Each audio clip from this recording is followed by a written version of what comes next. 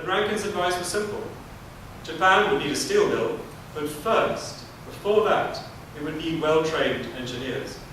So before the mission left the UK, it appointed Henry Dyer, a 23-year-old Scottish engineering lecturer, as the first Professor of Engineering and Principal of the Imperial College of Engineering in Tokyo.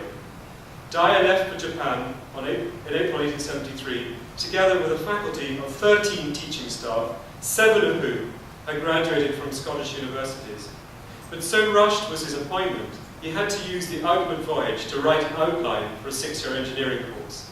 It included mathematics, natural philosophy, telegraphy, chemistry, physics, civil engineering, geology, and English literature. Dyer is shown in the bottom right with a bushy beard, with his proper Japanese students. His reign at the Imperial College lasted for 9 years, and it ensured that an entire generation of Japanese leaders would benefit from being taught a broadly based Scottish syllabus. To further his students' practical application of engineering courses, he also established the ACAH Engineering Workshops, the first such teaching facility in Japan. And for many years, after his return to Scotland in 1881, he continued to place Japanese students in British universities. And with his prompting, Glasgow University became the first European university to permit Japanese as an entry language. If you have time to walk down to the port during your visit to Osaka, you will see this lighthouse, built in 1872, one of the 26 lighthouses designed and constructed around the Japanese coastline by Henry Brunton, a Scottish engineer who had trained with the Stevenson brothers, a family famous for building lighthouses based in Edinburgh. The Stevensons have been identified by the Iwakura mission as a suitable firm to apprentice young Japanese engineers, and they left in their care a 17-year-old boy, Kuichiro Sugi. Sugi attended Edinburgh University to learn drawing and survey work, and it was here that he befriended Robert Louis Stevenson, the youngest son of the head of the Stevenson family firm, and of course later became the acclaimed writer of historical fiction. Robert Louis Stevenson never visited Japan, but through his friendship with Sugi and other Japanese contacts, he developed a fascination for the country and its history. He was among the first Western writers to identify a Japanese folk hero as the epitome of national character, in the biographical tradition of Thomas Macaulay or Thomas Carlyle. Stevenson included a sketch of the life of the great Japanese patriot, Yoshida Shoin, which appeared in his collection of short biographies published in 1882, Familiar Stories of Men and Books. And Stevenson confidently placed Yoshida in the company of such figures as Robert Burns, Walt Whitman, Henry Thoreau, and Samuel Pepys. He saw him as an important transitional figure, embedded in an ancient culture, trying to come to terms with the challenge brought about by rapid globalization.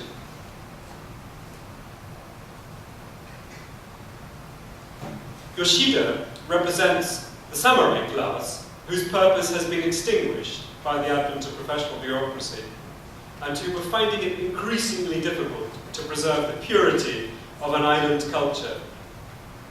Stevenson empathized with his predicament and encouraged his readers to assimilate the uniqueness of Japanese culture before it was lost forever.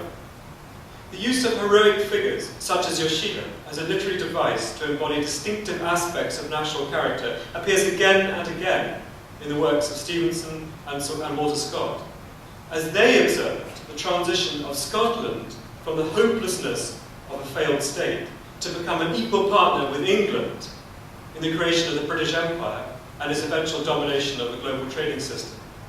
So while Stevenson's family profited from building lighthouses to ease navigation and begin the practical task of opening up Japan to overseas trade, Robert Louis Stevenson saw his role as more of an archaeologist, salvaging Japan's history and heritage before it was swallowed up by the relentless tide of westernization.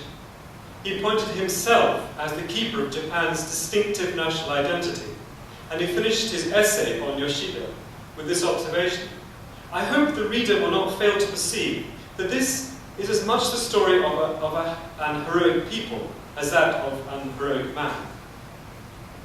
Other Scots took inspiration from visual forms of Japanese culture and successfully synthesized their work to incorporate a distinctive blend of East and West. Two Scottish painters, Edward Hornell and George Henry, both representatives of the Glasgow School, travelled to Japan in 1893, and they spent 18 months amassing a collaborative portfolio. Both painters were at the forefront of the Scottish art movement known as the Celtic Revival, and they were well attuned to seeking and interpreting the unique characteristics of their own culture and national temperament in defiance of contemporary European movements in art. Not surprisingly, Hornell and Henry found themselves expressing the same regrets as Robert Louis Stevenson. Hornell observes in a lecture which he gave on his return to Glasgow that the Meiji Restoration of 1868 had swept away forever the old Japan with its poetry and romance, investing the country instead with the habits and practices of Birmingham. To Hornell, Japanese aesthetics form the greatest impressionism the world has so far possessed. All useless details are laid aside, whereas we have been working too much on the surface and striving to realize truth. We have forgotten the spirit.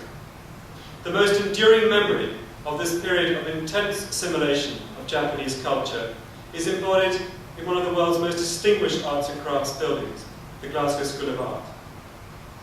Opened in 1910, the school was designed by Charles Rennie Mackintosh as the purest synthesis of his pronounced aesthetic, and Japanese idioms abound in this building. The central stair, shown here, is dark-stained in oak and borrows heavily from Japanese traditions of building in timber. The rectilinear geometry of the building and the arrangement of the internal spaces all have a distinct Japanese quality and reflect the ability to assemble a perfectly balanced composition from simple forms.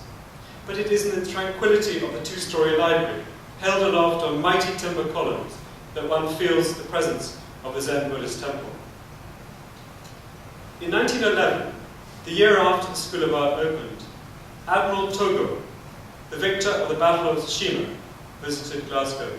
This battle had been fought between Japanese and Russian imperial fleets in 1905, and it was the critical naval encounter of the early 20th century. It resulted in Japan becoming recognized for the first time as a world power. It was an extraordinary achievement for the medieval country which Lord Elgin had visited only 47 years before. Over half of the Japanese battleships taking part at Tsushima had been built in British shipyards. Furthermore, all Japanese ships were fitted with coincidence rangefinders, which gave the Japanese fleet a gunnery advantage of 2,000 yards over the Russians.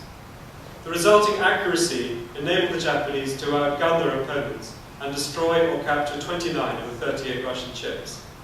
These rangefinders had been made in Glasgow by Archibald Barr and William Stroud, respectively professors of civil engineering and physics at Glasgow University.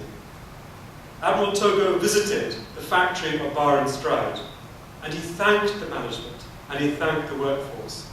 And he said simply, "You won the Battle of Tsushima for me." Thank you very much.